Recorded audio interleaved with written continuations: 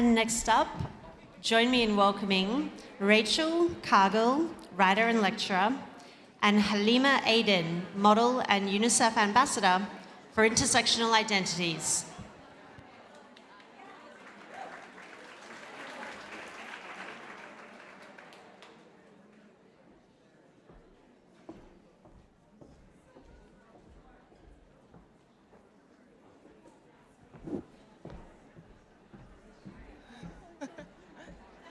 Hello, is this on? Okay. Is yours good to go? Hi, thank you so much for allowing us to be in conversation. I'm so excited to be able to speak to Halima, specifically about intersectionality. My name is Rachel Cargle. I am a writer and a lecturer. My work lives at the intersection of race and womanhood. I write a column for Harper's Bazaar, and most of my work is lecturing, touring public lectures, and then I have a lot of conversation going on within my social media space. I'll allow Halima to introduce herself as well. Hi, ladies. Woo, woo, woo. Hi, Ellevate. How are you guys?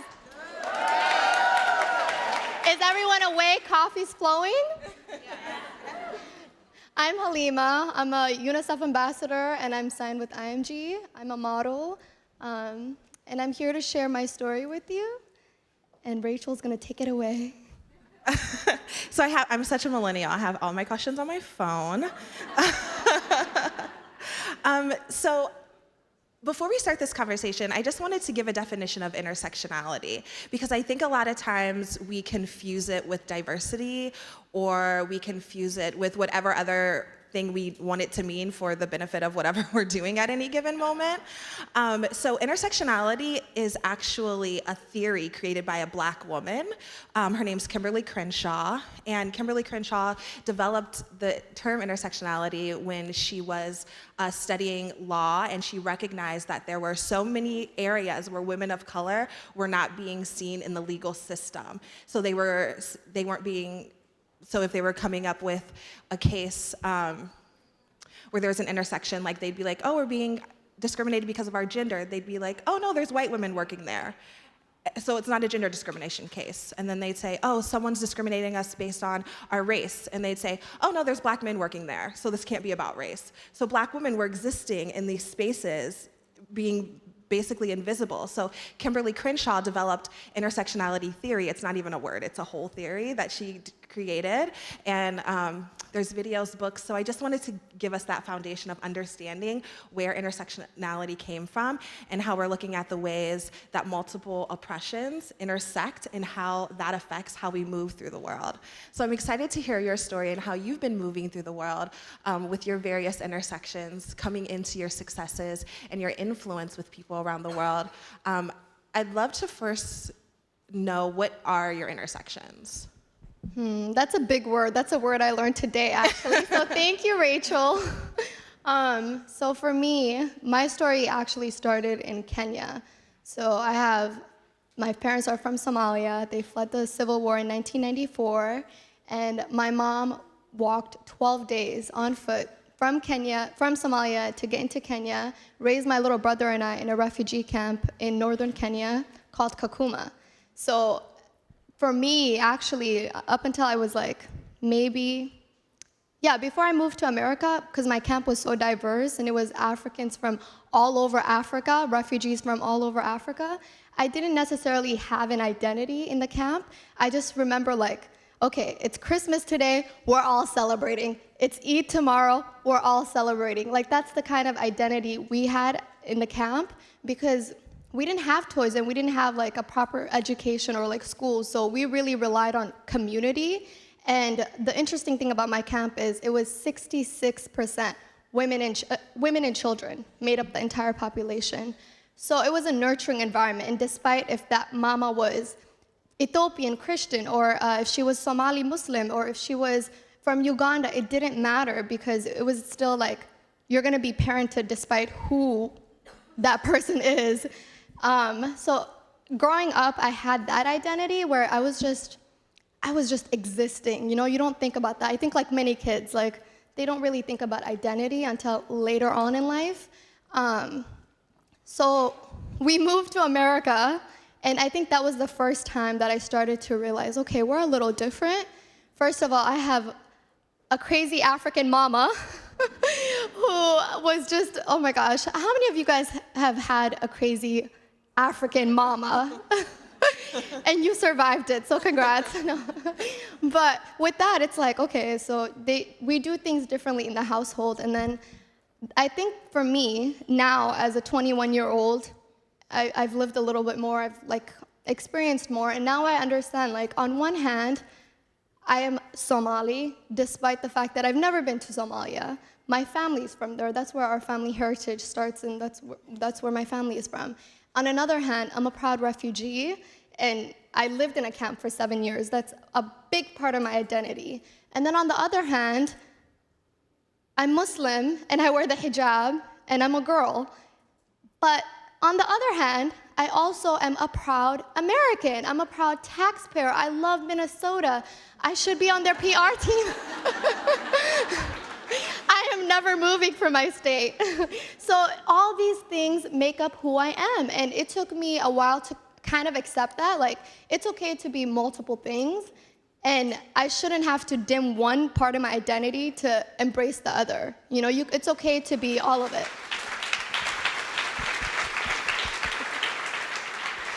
So hearing all of those intersectionalities that you mentioned, your gender, your ethnicity, being at a refugee camp, thinking about, and being an American, and how all of those play into how you exist in the world. And you've come to America now, and with all of the knowledge and insight and experience you've gained, you've been able to build a beautiful career that's both successful and inspiring.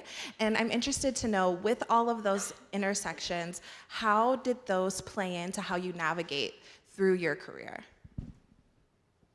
So going back to the African mama, I will say my mom, she taught me so many things. First of all, she still tells my manager every day, can you please get her a real job? Like, no, a 9-to-5 job, an office job. Like, she does not consider catwalk and fashion and clothes, and she doesn't consider this a real job. She considers what you ladies are doing a real job. So, but with that, she's always instilled in me the idea that no, despite our circumstances and despite the environment that we grow up in or like are exposed to, you are not a victim. You can be a victor. And so that was something I always held in the back of my mind. And yes, I've been stung here and there, like, friends, or like hearing something that was Islamophobic, or hearing something that hurt me to my core, or feeling something that made me question who I was. But every time something like that happens, I always force myself to see the greater good in people. I kind of like bring it back, and I'm like, okay, despite that one person, I have a village. I had people in my community in Minnesota who didn't look like me, but they knew my mom didn't have a car, so they would drive us, for 8 years. And we have long winters, so these are people in my community who would pick up and like be part of the family, basically. Hitchhiking is the legal word for it, but my mama called it friends. So I force myself to see the greater good, because it's easy to feel triggered, and it's easy to feel like, okay, everybody must hold those views. But then I also look at my close friends today who I've been friends with since we were in second grade, and they look nothing like me. And that's the other thing, like, we might look different, but we're still equal. And as long as everybody has that same view on life, I think we're good. I think, I didn't know if people were clapping.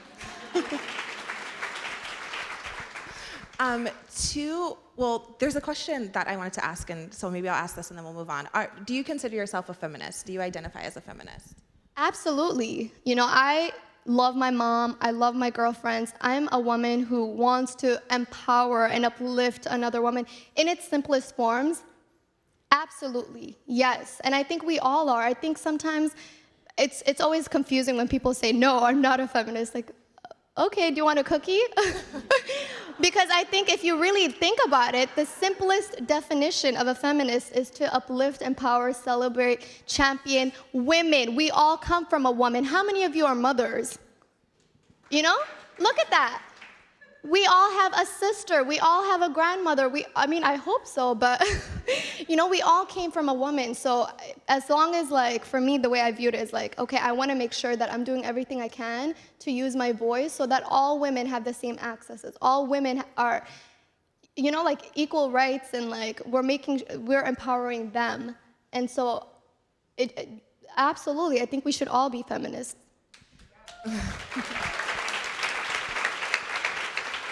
I want to talk a little bit about your career and how some of your intersections have played into the opportunities you've gotten. And you were on the Sports Illustrated cover. And The cover. I wish, but you could say that. oh, they put it. Sorry, they put that in my notes. So being part of Sports Illustrated and being able to model with them and having that opportunity, you went back to Kenya for that. Can you share a little bit about that experience of you being in Kenya and working with Sports Illustrated in a way that it's never been done before? Okay, so here's the thing, right? I got my start wearing a burkini. I competed for Miss Minnesota USA in 2016. That got a lot of buzz. That's how my agency discovered me, and I got signed, and I entered modeling. But it all really came down to the burkini. And I think in a way it's kind of sad that a swimsuit can make that much noise and that much news. I think on one hand it's like kind of sad because it's just another form of swimwear, But my choice in wanting to do SI, because I did get a little bit of backlash from the community, is because, men are never going to experience what it's like to wear a swimsuit, wearing a burkini, and getting it, especially today, we're living in a time where in some countries, it's illegal to wear a burkini to go to the beach. It's illegal to wear it to a public pool. So my choice is really sending a message to the world. And some people choose not to see it that way, but I choose to see it that way because at the end of the day, it affects me, it affects women in my community, and I understand that not everybody's gonna see it that way. Knowing that you talked about competing in the pageant and how that was a catapult for a lot of the other work you've done.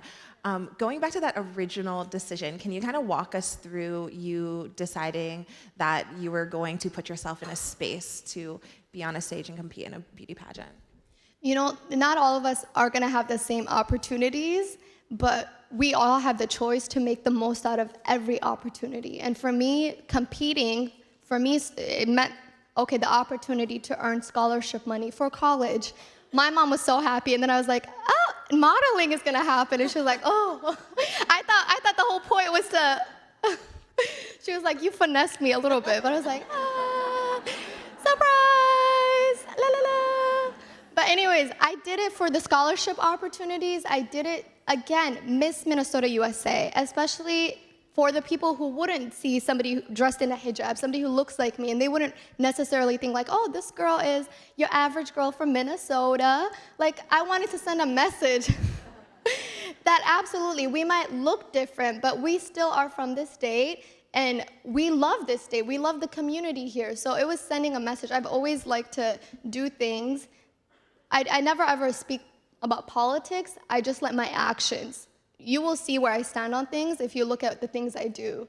They tend to be silent, but especially for me, even with fashion, people always ask me, why would you do this, even if your community didn't understand it?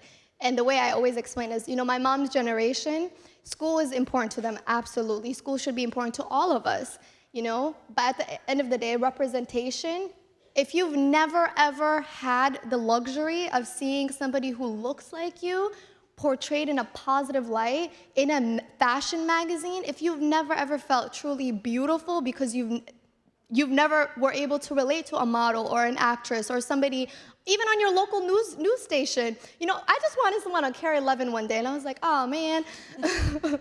So I am now that person for so many Muslim girls, for so many little girls that maybe don't even look like me, but hey, they'll see my story. I get messages today from girls in little towns in Wisconsin who don't look nothing like me, but they're like, the fact that you didn't move to New York or LA or another fashion capital and you're still living in Minnesota and you are from a small town, it tells me that I can make it big and I don't have to make the leap to go to a bigger fashion capital. So my story has resonated with so many different people, and I think that's the most beautiful thing about it, because we all have that. We all have a story. We all have the ability to relate to so many different people, but sometimes we don't use our voice. I love that intersection of your influence, of thinking about where you live, because when we think about privilege and how intersectionality plays into it, it's not always just skin color, white privilege. It's not just cis privilege or any other ways that who we are has an effect on the opportunities that we're presented with or how we move through the world. And thinking about how your influence has that intersection of where people are in terms of geography, where they are in age, where they are in their religion and things like that. So I think it's incredible that these intersections of who you are not only propel you, but also are pulling up just different people in different spaces.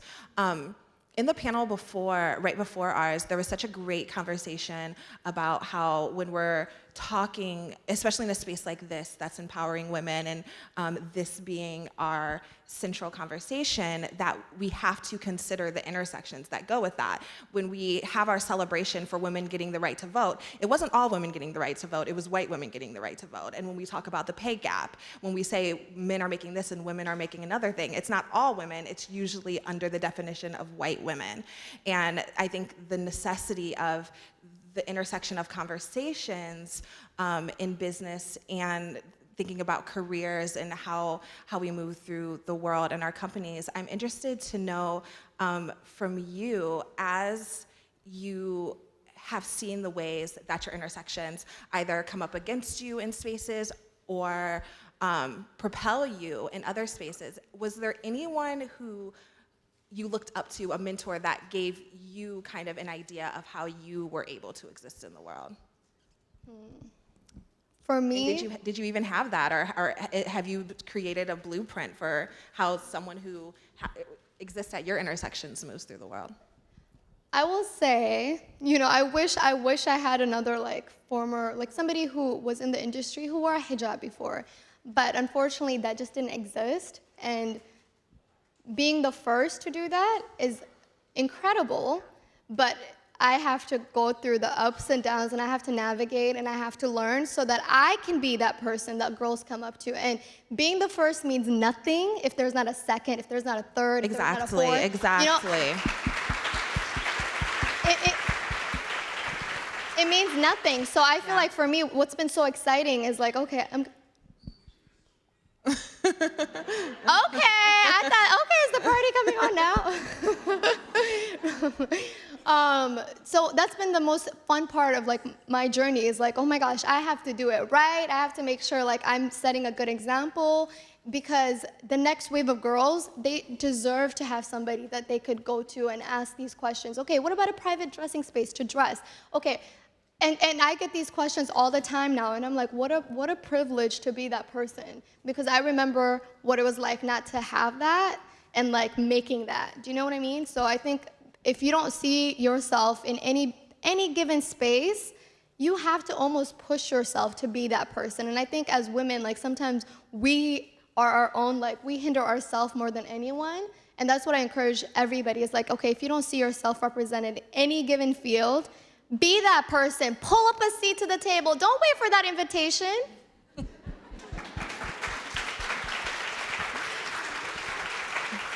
I know that when you are the first, inevitably there comes backlash. I'm interested to know if you could share some of the experience you've had, just in case there's other people in the audience who are coming into spaces where they are the first and they have to deal with breaking the mold and making everyone else uncomfortable for the benefit of them being able to finally sit comfortably in the world. I'm interested to know how that looked for you and how you've done your own self-care to manage those spaces. Well, here's another thing I always say. My mom always told me, get comfortable with the uncomfortable, because not everything in life is gonna be comfortable. And actually for me, the times I've stepped out of my comfort zone and tried something that was slightly risky, those are the times that I grew in my career. Those are the times that I've accomplished so much, so many things, so many doors open. But you almost have to, it's that moment where it's like, okay, it's now or never. Am I gonna take that leap of faith, even if I don't know where it's gonna take me? I'm not saying do that with everything in life, y'all, but for business and for yourself and your passions and things that you want to pursue, you can't wait. Because I'd rather have a life where I'm like, shouldn't have done that, but learned from that and did better, instead of a life where I'm like, oh, shoot, I should have done that. I should have just taken that first step. I should have tried that. I just don't want to live my life with regret, so I go for it. I don't even think sometimes. Like, competing for the pageant, I was like 19. I was like,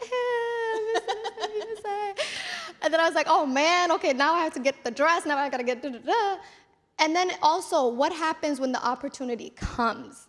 You know, you have to like expand on that. You have to, and thank God for me, like, okay, modeling came after that. But with modeling, I didn't just want to be on the runway. I didn't just want to do shoots. I also wanted to be a UNICEF ambassador, because I remember what it was like to be a child in need and to rely on their work. So it's about making the most out of those opportunities. And sometimes it's like, should I, like, how do I do it? Oh, I'm like having brain fart. But it's literally about making the most out of every opportunity. And for me, what I've, like, back to your question, so originally, you know, it's never happened before, a hijab-wearing model. So I sat down with my team and I got to have the conversation, because no one can read your mind. You know, they don't know what my values are and what I can or can't wear. So it's about sitting down, having the conversation, signed off. It was 4 hours long with IMG and my management, and it was understood that everywhere I go, I'm 19, my mom said, you cannot travel by yourself. You need a woman with you at all times. So Denise Wallace travels with me everywhere I go. Hi, woman. Mama bear. So everywhere I go, like, there's somebody with me, right? And again, it's just about setting boundaries for yourself to protect yourself. And then also recognizing not every job is for me. Not every runway needs a hijabi, and that's totally fine. They shouldn't be forced to do that anyways. You know, if it's not coming from a genuine place, I don't want to keep it. So working with brands who are wanting to genuinely show Muslim women, like, we did not forget about you. We cater to you. It's like the largest market. Modest fashion is like doing really well right now, but also making sure that their runways reflect that their campaigns reflect that, and the behind the scenes. What about in the future? Like, I would like to see the conversation even shifting, and what about the photographers? What about the designers? What about do you know what I mean? Yeah. So it's about the conversation, and it's also, for me, what's helped me in my career is being willing to walk away. Like, had they came back and said, no, we can't give you a private dressing space. We can't, because that's another thing that wasn't really happening in the industry, you know? No, you can't travel with somebody. No, you can't, da-da-da-da. Okay, well, good old Minnesota is waiting for me. Peace.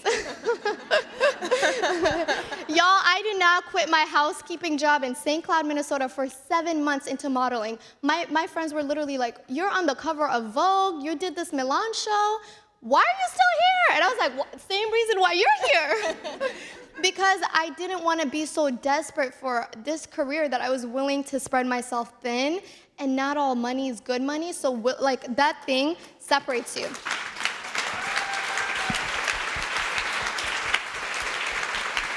Thank you so much.